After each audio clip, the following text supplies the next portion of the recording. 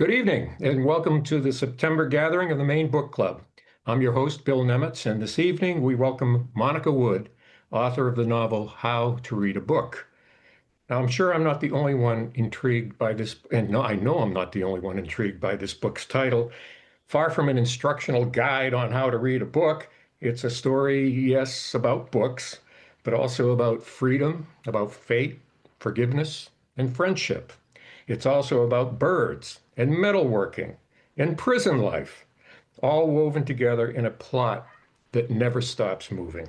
I loved every minute of this book, and I can't wait to jump into it with Monica. But first, as always, I'd like to thank Sherman's Maine Coast Bookshops, the Park Danforth, and Coffee by Design for their generous support of the book club. They make events like this possible. Thanks also to our bookstore partners, where many of you picked up your copy of How to Read a Book. They include Bookstacks in Bucksport, None Such Books and More in South Portland, Mockingbird Bookshop in Bath, Sherman's Maine Coast Bookshops, DDG Booksellers in Farmington, Left Bank Books in Belfast, the Book Tenders in York, Fiction in Wiscasset, Oliver and Friends Bookshop in Waterville, and Print in Portland. That list just keeps getting longer. Thank you all for supporting us. We've already received a ton of questions from Monica, from many of you, and we thank you for that. If you have a question during our chat, you can email it over to us at fun@mainepublic.org, and I'll try to include yours in as well. So let's get started. Monica Wood is no stranger to Maine's literary landscape.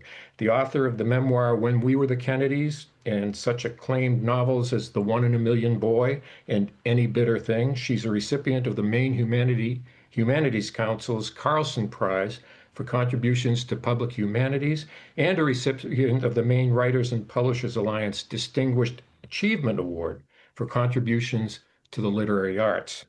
She's a gifted writer, and we're thrilled to have her with us this month. Monica, welcome, or as Harriet Larson might say, shall we begin?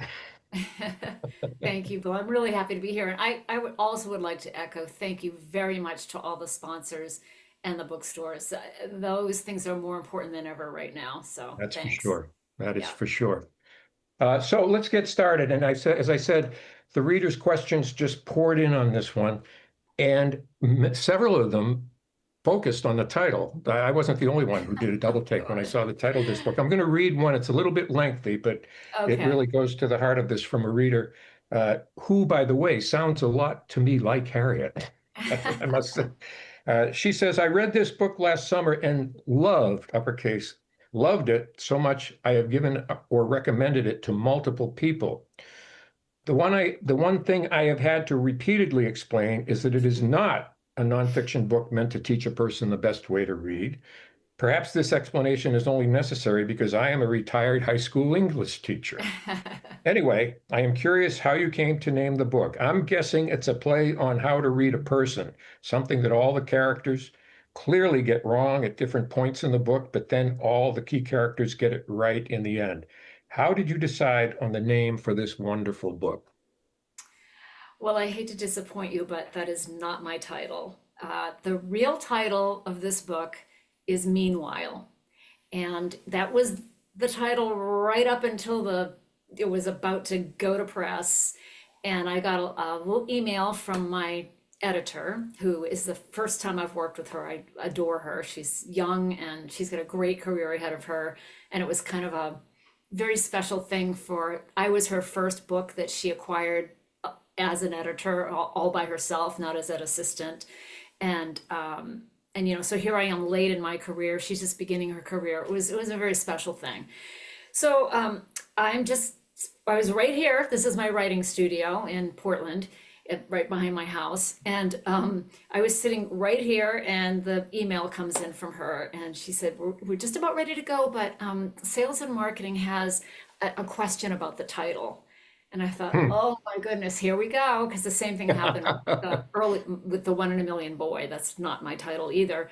And in the good old days, no one ever thought to change a title. But this is, it's much more corporate now, much more bottom line-ish. So she said they were thinking about something that has the word book in the title, because we find that if it has the word book in the title, it sells better. And I Hmm. was like, okay, whatever. So I got off the email, and just the first thing that popped into my head was how to read a book. And I didn't like it. And I said, what about something like how to read a book? And about 2 nanoseconds later, she wrote back and said, oh, everybody loves it. So I knew that was going to be it. There was no take Hmm. backs. That was it. So I have come to like the title, even though people do complain about it. And some people do like it, actually.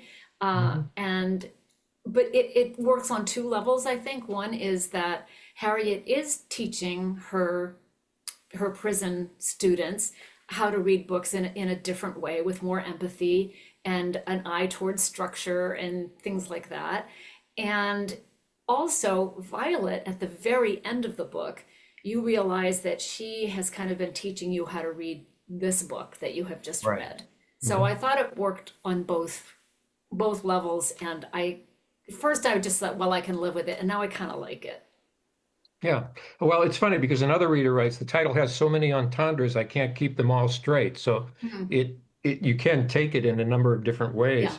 And I yeah, noticed in the acknowledgments, you apologized to your longtime friend, I think it's Patrick Clary, yeah. and you said, I'm sorry about the title. What was that all about? Oh God, he just really, I don't think he has still forgiven me for caving, because he really loved the title. Meanwhile, he says, you can't. He's a writer as well, and he says, you can't. I said, I know they're all, they're very young and they're enthusiastic and they know what they're doing. I have learned, in my long career and at this point, I am old and they're young, and I've learned to listen to the youngsters. They know what they're doing, Mhm. and they did know what they're doing. The book has done incredibly well, and it still isn't out in paperback yet because they're selling it in hardcover still. So, Mhm. you Mhm. know, it Well, turns let out me they ask you one know final something I didn't. we'll tie that part off with one final reader question who asks it was not your original title, but you did suggest it. And this reader asks, what does the name mean to you? What, What does the title mean to me? yeah, what does the title mean to you? Yeah. Oh, well, I think I answered that when I think it works on those two levels, that it's Violet telling you how to read a book and Mhm. Harriet teaching people how to read a book. Okay. Yeah. Yeah. Uh, Another reader asks, and I have a little inside information on this, but Okay. the reader asks, are there any book groups in some of Maine's jails or prisons? Did you have conversations with some of the book group leaders, book group members? Now, I understand you can do even better than that. Yeah, about 10 years ago, for about 3 years, I ran it wasn't a book club like the one in this book. And I got there, though, through a book club that the Maine Humanities Council was doing it at the Wyndham Correctional Center in the women's unit. And there was a book club leader, and it was just a one and done. They were going to do this, and it wasn't an ongoing program or anything. And they were doing an earlier book of mine called Ernie's Ark. And the person who was running the book club called me and asked me if I would come in and visit with the women on their last session so they could have me sign their books and answer questions. And I thought it sounded like a great idea. And I did. And I had a wonderful time in there. I mean, it's very hard to walk into a prison the first time. Hmm. Everything clanks, it's clanging. It's extremely intimidating. It's so echoey, and it's not a pleasant experience the first time, but you get used to it pretty fast.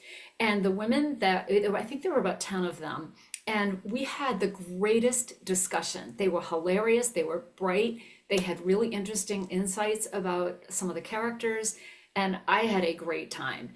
And so when I came home, I thought, I really would like to go back. I felt so, Harriet's feelings in the book about how she feels doing this and how she feels in the prison are very, very much from my own experience. Mm. I just felt very appreciated there. If you ever want to feel completely appreciated for doing hardly anything, go volunteer in a prison. Mhm. They are dying for intellectual stimulation. And it almost doesn't even matter what you bring them as long as you show up when you say you're going to.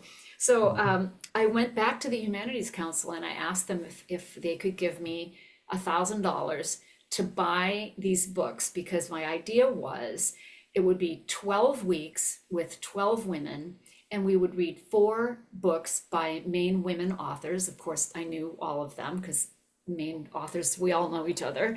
Mhm. And it would be in 4 different genres. And God bless them, they gave me the money to start. And I did that program. And I had no idea what I was doing, but everything just kind of fell into place. It was a very nice group. They all were kind of rooting for it all to work, you know? Mhm. And Sure. then so what we do is we would read the book together for a couple of weeks, and then I would invite my friend, the author, to come in and do what I had done when somebody asked me to do it. Except this time there was a little twist, and we together, the author and I, would offer the women a writing assignment based on the genre we had been reading. So they Hmm. wrote children's books, they wrote poetry, they wrote personal essays, and they did a form of science writing. One of the books I did was a kind of a lay science about the human animal by Hannah Holmes. It's called Mhm. The Well-Dressed Ape. It's a fantastic book. And the writing part was a humongous hit, which surprised me a lot. Hmm. Yeah, yeah, yeah. I had the opportunity to go up there once to the women's unit for a Christmas party where they Mm. brought in all their kids, which Oh, it was hard. It was very uplifting, but heartbreaking at the same time, particularly when it ended and everyone had to leave. But you're right. It's easy to look from afar at those mhm. at prisons and think of these kind of faceless, Yep. shapeless people. And Mhm. you get inside there and you discover something altogether different, don't you? You certainly do. And it's amazing how I think one of the reasons it worked so well is, I grew up in Mexico, Maine, and most of the women in my group also came from small towns around Maine. Mhm. And we Mhm. were just kind of, a bunch of Maine girls talking. Yeah, And sure, it sure. worked.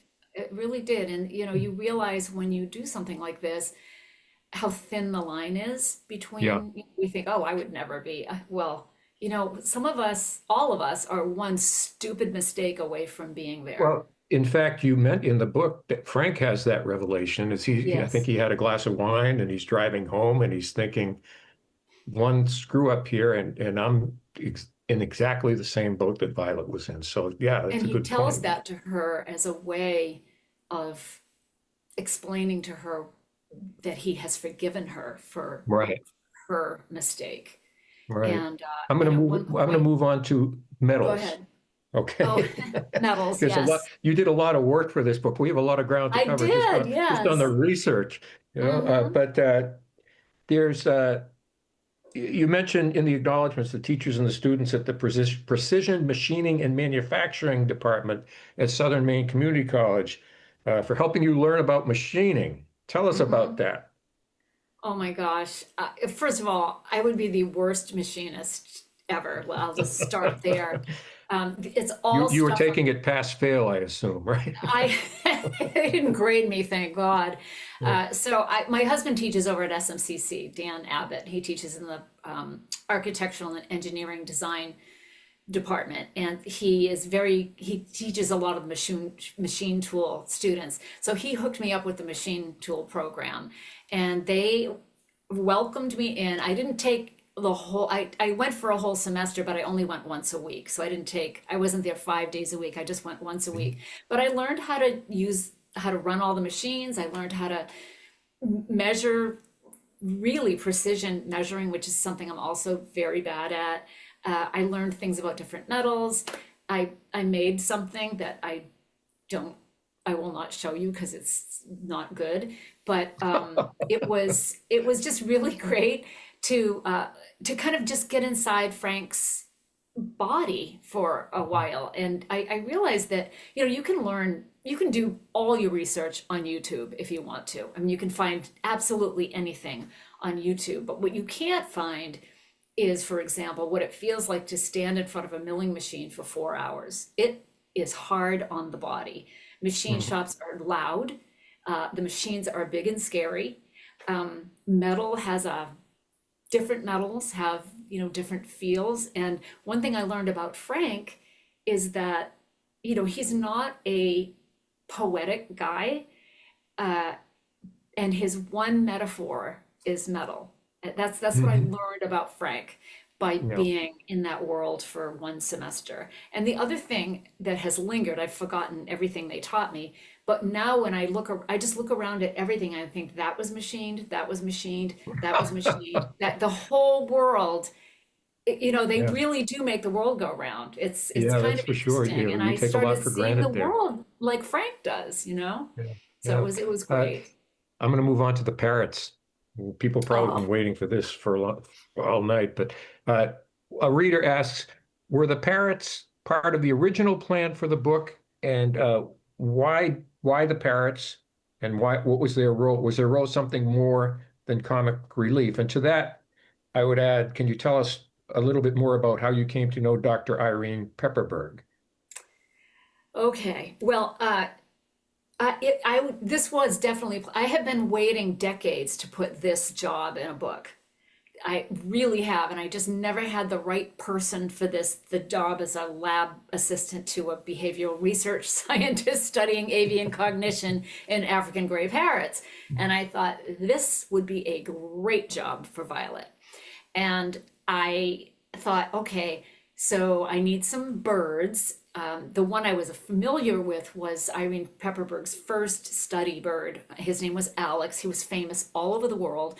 This started maybe in the late 70s. And her research was extremely groundbreaking because at that time, animal intelligence was a man's world. They were all male scientists, and she's this quite diminutive woman, and no one was going to take her seriously, saying that because it was the whole bird brain thing. People just didn't think Hmm. birds. They thought they mimicked, which is fun and interesting, but there was no one thought that they could think and calculate or understand what the words meant that they were saying.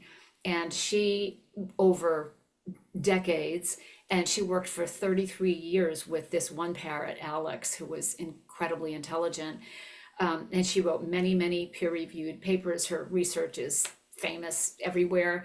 It's really fascinating. And so I decided that I loved Alex. I just had always thought, oh, I'd love to meet him. He died prematurely. He was only 33. But in the meantime, she acquired two other parrots and was working with them and continuing her research with them. And I looked her up. She had been in Arizona for a long time. And I looked her up when I was starting this book and decided to give Violet that job. And lo and behold, she was now at Harvard. And I Ah. thought, that is a 2-hour train ride. Mhm. So I emailed her and I told her I was a writer, I was doing a novel, and this was the job and the thing that I had followed Alex's career and, all that. And she kind of put me off a little bit, and uncharacteristically, I just kept at it. I'm not really a pest, I don't, I think, oh, well, okay. But I really, really wanted to meet these birds. So I emailed her again and said, I'm just wondering if there's a time that, would be convenient, that I'm open, anything. And then finally, the third time, she admitted that the last time she had a writer visit her lab, she ended up as the murderer in their book. So Oh no. I Uh, know. And I thought, oh my goodness. I said, well, I don't write murder books. And the person who is the research scientist is a Russian man. And I promise you, I will treat your research with the utmost respect and the birds with the utmost respect because I have the utmost respect for you and mhm. these birds. So Mm. I got to go and I met them. It was Griffin and Athena. And Athena was 8 when I met her. Griffin was 25, and he was just hitting his stride. Because they live a long time, and mid-20s is like when they really start to, they're mature birds at that point. And I watched them do some of these things, and everything they do in the book would just, count and identify shapes and colors and materials and objects. Mhm. They can do that in real life. Wow. So Hmm. they're quite And so extraordinary. you just came across this woman as a matter of general interest, Yeah. Dr. Hmm. Pepperberg. Oh, okay. Yeah. Yeah. You were a Way fan back. from afar, kind of, huh? Yeah. Well, Hmm. we had a parakeet when I was a kid who was I see. extremely smart and talented. And Uh, my mother spent a ridiculous amount of time with this bird. So he could sing and dance and do tricks, and he was great. So I've hmm. always been fond of birds like Ah, that. well, let's get into some of the characters here because the three of them are just fascinating in each of their own ways. Uh, we've got a couple of questions with Violet, and the one reader wrote, Violet's life journey felt pretty uneven. Was this purposeful to make Violet seem more human, real, and more relatable? I sensed that as well. There was a real authenticity to her. And if you've Mhm, spent time you grew up in rural Maine, uh, mhm, she has that kind of personality, that is mhm, kind of tough and soft at the same time, empathetic but guarded at other times. Uh, what was how did Violet come to you? Violet came to me in the middle of the night one night. Uh, and no character has ever done that before. And at the time, I was working on a play. I had no interest in writing a novel. And I woke up night after night and I'd have this monologue going on in my head, which turned out to be the first chapter of this book. Oh, And I mhm. remember sitting up at night and saying into the air, I'm very sorry, I'm a playwright now. You have to go find somebody else. I was just not interested, but it was so persistent. So I still have the notebook here somewhere. I just wrote down, I got up, wrote down everything she said, which is a version of, pretty close version to the first chapter of the book. And then I put it away and thought, I've got that out of my head. And the next night at 3 a.m., Harriet started speaking to me. Mm. And that was less, she was less formed. In fact, her name was Shirley at the time. And I rarely change characters' names. And it was more like notes and snippets of dialogue, but I could kind of feel this person. I could kind of picture her, and then I put that away. And then maybe a month or two later, I was just dying of curiosity about who they were and how they were connected, and that's when I Mm. started writing the book. So Ah, it was okay. very So they different from, I'm usually more deliberate about starting. I'm starting a novel. I need a character who has a problem, and then I just go from there. But this so one there was an this one came to incubation me. period. Yeah. Mm. Also on the subject of Violet, that this question just came in from Phoebe, and the question is, loved how you intertwined these three people and their connections. However, as Violet started out as a victim by her accident with Troy, she then made a conscious choice to knowingly become a villain when she chose to be involved with Misha, a married man. Do you Hmm. intend to did you intend to make her appear as such? She turned from a shy young woman with no confidence to a, to a scarlet letter type. Difficult to like her after that. Enjoyed your book. Thank Oh, you, BB. So, well, uh, thank you, BB. You know, I think that's being hard on Violet. I I see felt that way Violet too. as, I see her as basically an innocent, even though she's been in prison for 2 years, but there's something really naive and gullible about her. She has had so little experience before she got to prison. She's now out with zero support. And I think, like a lot of people who see something that they really, really need, she kind of made in her mind the wife didn't even, she knew he had a band. He never spoke about her. She never asked if he was married. But he had a wedding band, so she knew, but she just chose to, she's not done making mistakes, and she Yeah. chose him, I think, largely because he made her feel um, not loved exactly, but useful. It was, with her lab coat and her badge and her authority in the lab. This is what she needed more than anything. Violet is determined to do something with her life. And she knows she's a felon. She knows how hard it was to get hired even here. She had been turned down everywhere because of that one line on the Mhm. application is, have you ever committed a felony? And, it is very, very hard for people like Violet to thrive on the outs. And I think that even though I think Misha took advantage of her naivety as well, um, I don't see her as a villain in that scenario at all. Uh, but she understands that she did something very Yeah, wrong. she And felt she felt when the guilty about it. very guilty when Yeah. it sees the wife, and it's just instant, like, no, this is over the second she sees the wife. Yeah. Right. So and Hmm. people are complicated. And That's for sure. you know I just want to double back. You were talking about the first chapter and the monologue, which was a great way to get into the book. And I was fascinated by how she referred to Lorraine as her reason. And mm, everyone in prison has a person who's the reason, which is yeah, the victim. yes. Is that something you, this is a strange question. Is that something you learned in prison? But, No, but is it I something just that, or how did you learn floated that? into my head. Yeah, yeah, It was what?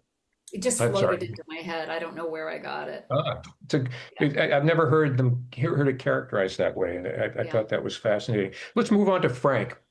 okay. I I, I loved Frank, but there was one point where I suddenly found myself conflicted because it was very noble of Frank after Lorraine died to protect Sophie's memory, his daughter's memory of her Christy, mother, yeah. by not telling her it was Lorraine, not he, who had Mhm. engaged in an marital affair. Yeah. Uh, and I thought, well, boy, that's really really tough on him. Mhm. But then I thought, and this goes beyond the book, but what would happen if would it be a disservice to Sophie to do that? Because what if she later found out with the truth and maybe Frank's still around and maybe he isn't? But I thought, wouldn't she be devastated at how she had treated him over that? Oh, that's a good point. I think in the moment, you have no idea how many times I went back and forth. Is he going to tell her or isn't he?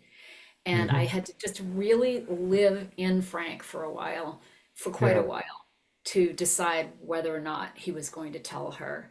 And it's a point of great controversy in a lot of book clubs, mainly because Christy is so hard to like. Uh, hmm. but it's his I'm daughter. sorry, I said Sophie. Yeah, Yeah, I I meant know. Christy. Yeah, yeah. And it's his daughter. He loves her, and he does. In the end, I think Frank would just swallow this so as not to ruin his daughter's vision of her mother. But at the Hmm. same time, I do think Christy will figure it out sooner or later. Hmm. And I think and they are beginning to come together despite That's right. everything toward the That's right. end. So you feel like they're going to somehow work through it. Hmm. Yeah, I did want that hammer to fall. I must admit, Yeah, I just know. to just to Yeah, shut I her up for a know. second. Me too. Me too. I know.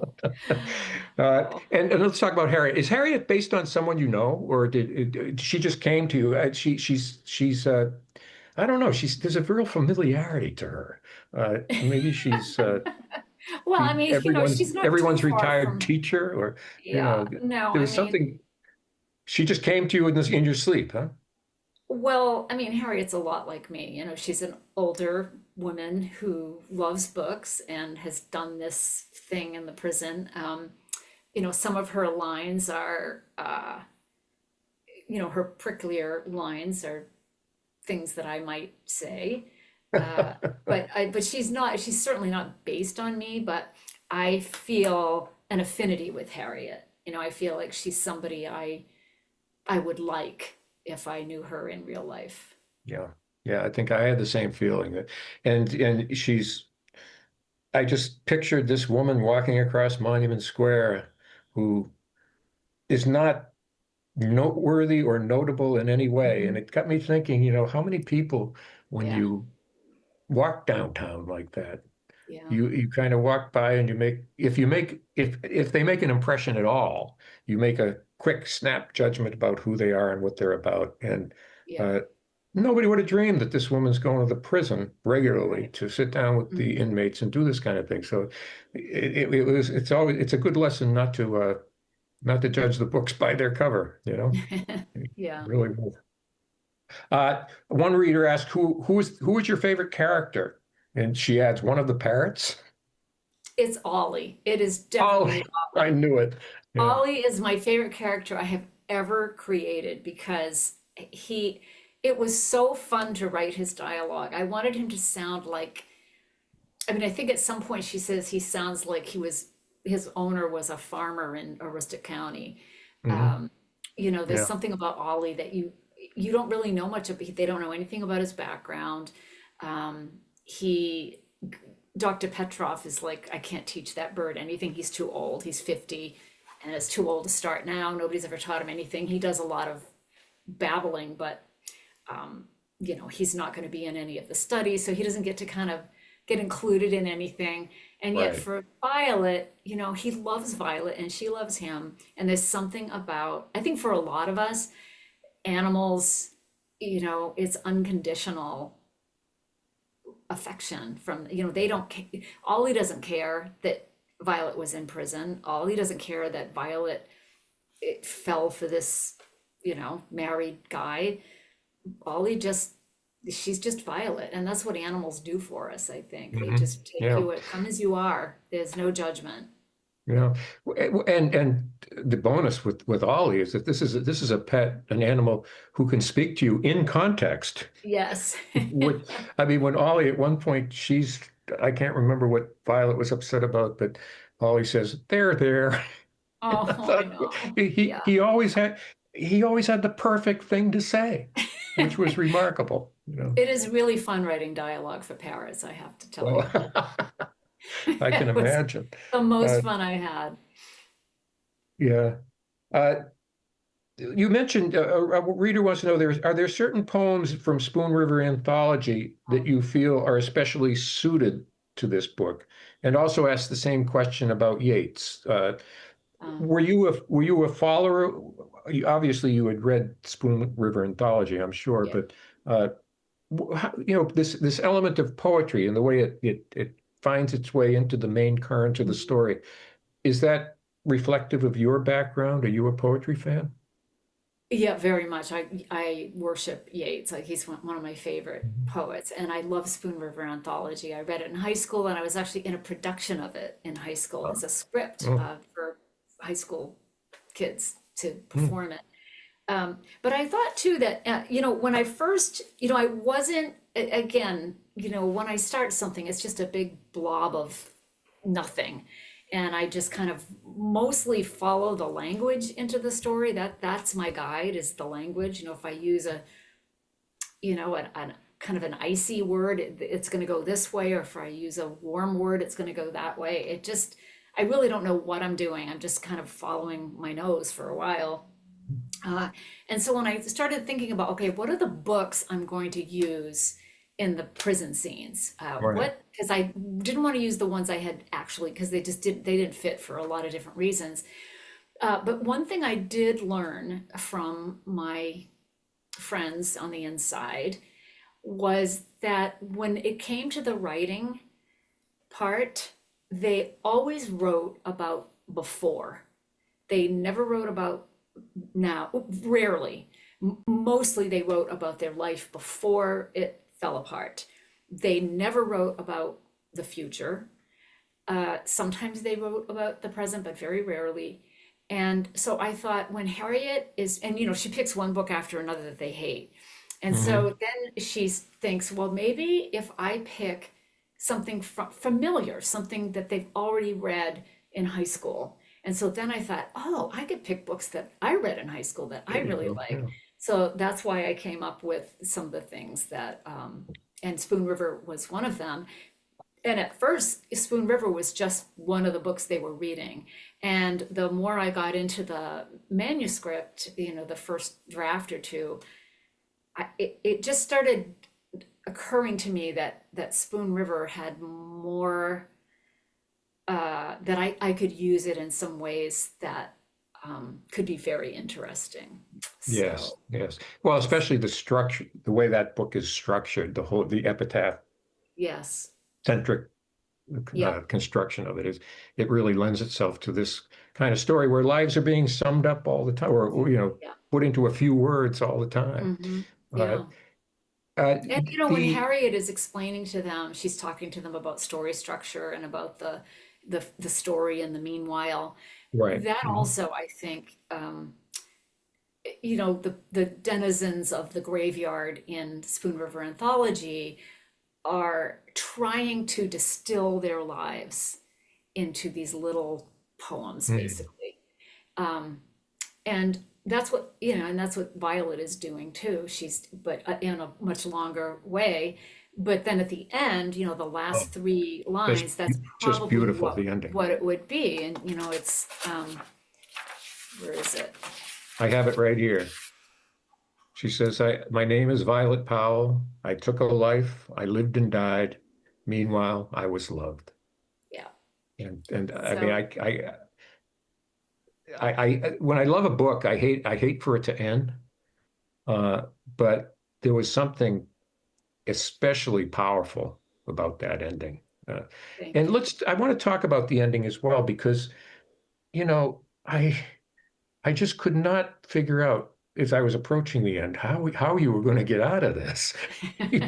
I mean, we had the prisoner who was the prisoner who escaped. I can't. Her name Donna escapes me, Lynn. but she, Donna we're Lynn. thinking. Oh, I'm thinking, oh God, that's not going to go well. But it did go well, Yeah. and then all of a sudden, in the last very short chapter, you just put the pedal to the floor, and we got in very quick succession all of the rest of Violet's life, and uh, and to tie that back to the story and meanwhile, Hmm. uh, left me wondering when you introduced that concept earlier in the book, when Hmm. Harriet's teaching them this, did you have that ending in mind, or did that come to you later? No, it came to me later, and I was so because for a long time the book ended with that scene in Harriet's house with Violet helping Donna Lynn off with her clothes, and Ollie is Mhm. in there, and she's singing this song that Donna Lynn used to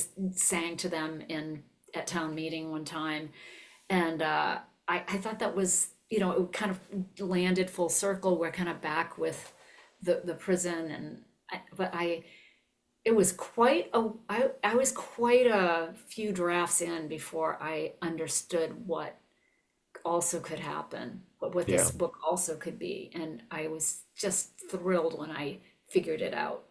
Yeah, and that Violet would go on to have children and all Mhm. these wonderful Yeah. developments.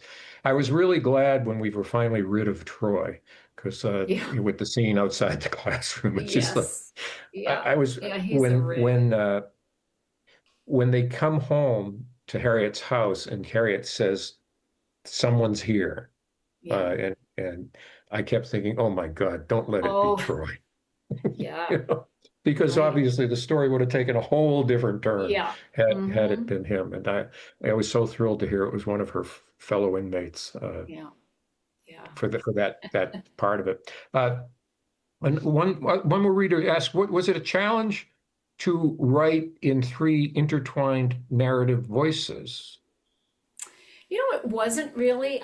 Those are points of view I use a lot. I either use first person point of view or I use what's called a close third. So you're very much in the point of view of the main character, but it is third person. But Mhm. you can only see what they see. You can only feel what they feel. It's not kind of a godlike omniscient where you see everything. It's just you're Right. traveling through the eyes and senses of that one person. So they're not those two points of view, just as a craft thing, they're not that far apart. You Mhm. can make them farther apart depending on what kind of language you use for the third person. But in this case, they're not that far apart. And then at the end, you realize that the whole thing has been written by Violet. Right. She's telling you everyone else's story, which is echoed in the snippets I use from Spoon River Anthology, because you'll have one person speaking And then a few pages later, somebody refers to Going somebody back to else who that. told their story, and there's something a little bit different there. So Mhm. I thought that was a really fun thing to echo in this book. And I assume from the get-go that Violet was going to be first person because she is the primary narrator here, correct? Yes. Yeah. Yeah. Hmm. Yeah, Yeah. because it had to be. I can't imagine this being told from anyone else's point of view. Yeah. Strong characters as Harriet and Frank are. Uh, Yeah. but but you're right. I felt like I was inside their head when I was in their chapters. Right. Uh, That's the you whole know, idea of a close third. yes. Let me think. I have a couple more questions here that I want to make sure I get. Oh, someone asked about the cover image, and let's talk about the bookstore because you acknowledged once again at the in the acknowledgments that it was Longfellow Books, and anybody Hmm. who knows downtown Portland and knows local bookstores knows it had to be Longfellow. Yeah. Uh, uh, and this person wonders if the cover image is an approximation of one of your favorite bookstores. And I was wondering, it kind of looks like Longfellow, doesn't it? It does a Or is little it? bit. Yeah. And the Longfellow books in the book is bigger than the actual Longfellow. And Yes. Mhm. I also they used to have this really fantastic brown slouchy leather couch. And then they took it out, and I was quite put out that they took this couch out, and I dropped many hints about bringing it back. So I brought it back in the book. Ah, So the okay. couch is back. It was a big fat hint, but they haven't taken it yet. But Ah, Longfellow Books is, they've done every single one of my book launches. It's a very beloved store to me. I just adored Stuart Gerson, who was the original mhm. owner, who has since passed away. Um, and I've just had some really great, I mean, most of the writers I know now, I think I met in Longfellow Books. They've been there a really long time. Uh, but I also acknowledge at the end, we are ridiculously blessed in Portland to have so many independent bookstores. The only other area I know like that is San Francisco. Hmm. They have a lot of Hmm. indie bookstores, but it's amazing that we can sustain all of those bookstores Yeah. with the population that we have, which tells you that we're a really literate bunch here. There's Yeah, a I just lot of read in the readers Press here. Herald today, there's another one, a new one, novella, I think it's called. And You're it's, kidding. I believe so. I'll go back and Wow. check. I didn't read the whole thing, but Oh, I, I I was going to missed say that. the folks at Longfellow must have been thrilled. I think they were, yeah. Yeah, they were. They were thrilled. It I was mean, it was pretty what cool. better if you're at a bookstore than to be included in a novel? I can't think of I higher know. And praise. I just loved writing those bookstore scenes because it's Frank and the youngsters. I love intergenerational. There's a lot of comedy to be mined there for one thing. Hmm. Um, Hmm. but he's taking advice from teenagers basically. And I really loved those scenes a lot. It was really fun. Hmm. Yeah. Look, I also want to talk about the daughters Mhm. in this story. Um, Sophie, Harriet's, well, she's not a daughter, she's a Yeah, she's niece, a niece. and Yeah. uh, and Christy, Frank's Hmm. daughter, uh, and this generational tension that Mm. that exists in this book. And was it hard to, how do I put this diplomatically? Was it did you work hard to make them at times and this is coming from a guy who relates to Frank, okay? Yeah. To make them as irritating as they were, uh, because I found myself marveling at both Harriet's and Frank's patience. Yeah. I think there is, I just sort of, there's nothing that I intend when I'm first writing. It just kind of comes Mhm. out that way. And I saw Sophie, who is Harriet's niece, as just a big personality. She's a big Mhm. personality. She likes to run things. She loves her aunt dearly, but also loves kind of, telling her what to do and all of that. And Christy is uh, a broken bird. She's grieving Yeah. heavily for her mother, but she's so much like her mother. And I really I think some of that stuff comes out just in the physical descriptions. Like at one point, she has this, I think I called it a violent bun, Yeah. violently bun, and she's got this little handbag that's exactly like her mother's, except it's in green and not red or whatever. She's got the same fingernail polish in Dracula red.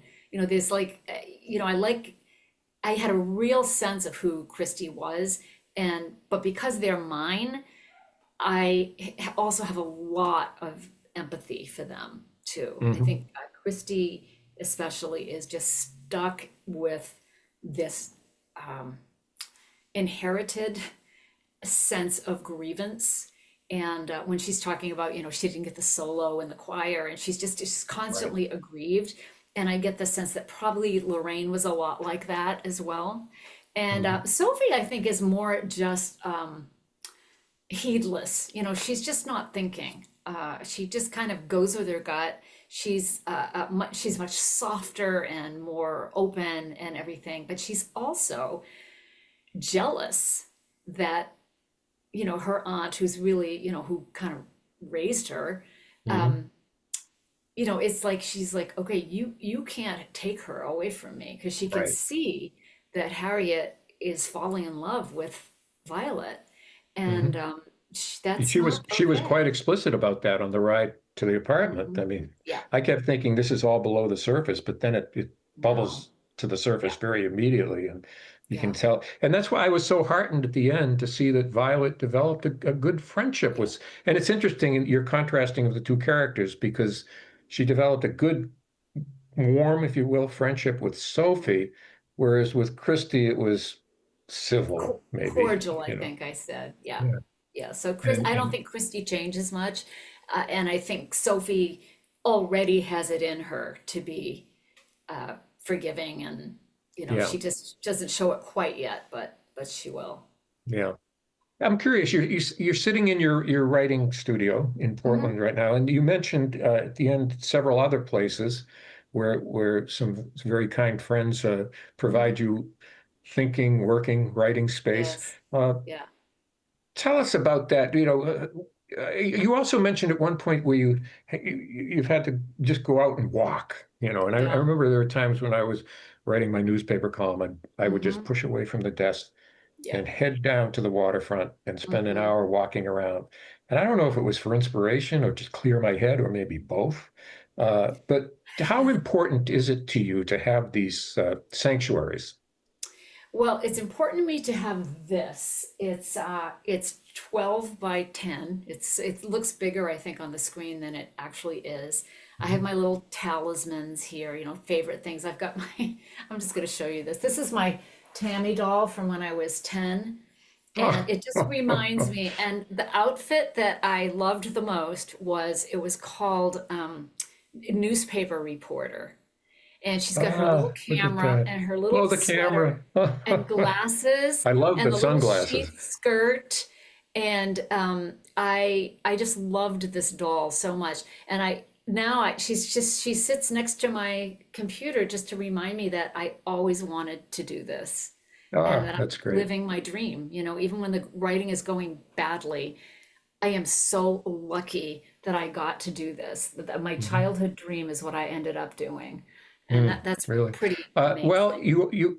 you also mentioned that I stopped in my tracks when you said this, but you mentioned the possibility that this could Oh, be your last novel, yet I know. you didn't rule out anything because you had said No. that before, Yeah. and you weren't ruling out another one. So I'm just curious as to whether you've progressed any in that thinking.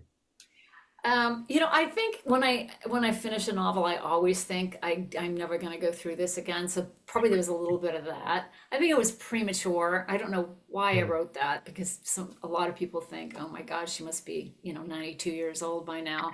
Um, but I don't think, I do think I have at least one more novel in me, but I have been on the road so much for this novel. I haven't really been able to alight for very long, since May 24. Uh, Mhm. and I'm going to be up in the county next week. I can't wait. I'm going to Fort Uh, Kent and Presque Isle. and then Millinocket, and then I'm going to spend a few days at Moosehead Lake with a friend. And after that, things really kind of clear. I do a lot of virtual book clubs for people, a Hmm. lot, like two a Hmm. week. And because I've just, I just can't say no. It's so hard to say no to readers. I appreciate them Sure. so much. And I really enjoy doing it but I think I'm even going to have to cut back on that for a while so I can get something underway. I do have an idea for something, but I think it's a play. Oh, Oh, which okay. reminds me, by the way, I had a book of plays come out this week. I don't know if this is Ah, backwards. It looks backwards to me, but it's just replays. three plays by Monica Wood, Okay. Papermaker, The Half Light, and Saint Dad. Oh, great. And it's just, Congratulations. Is that out thank now? you. It's out now. It just came out on Tuesday, Oh, and great. I'm really happy about it. It That's was sort of excellent. like just so they're there, it's not gonna, nobody's gonna buy plays, but it's just so that if they want to see them, they're there. I just really love having them Yeah. collected in a book. You've written plays before. It must be wonderful, really nice to see your play produced, Oh my right? gosh. Well, and the first time you do produce a play, you get to be in the room with everybody because you're still Mhm. making changes, and it's completely the opposite of being in this room. You've got Mhm. actors and a director and a stage manager and interns, and it's so collaborative. And I did my first play in 2015. It was called Papermaker, and all of my plays have debuted at Portland Stage. And I just couldn't believe, I realized that I had been craving teamwork for a long time without even really knowing it. And Mhm. so I've done two other plays since then. The last one was called Saint Dad, and it was last year at Portland Stage. And it's just there's something about, you know, writing on the fly.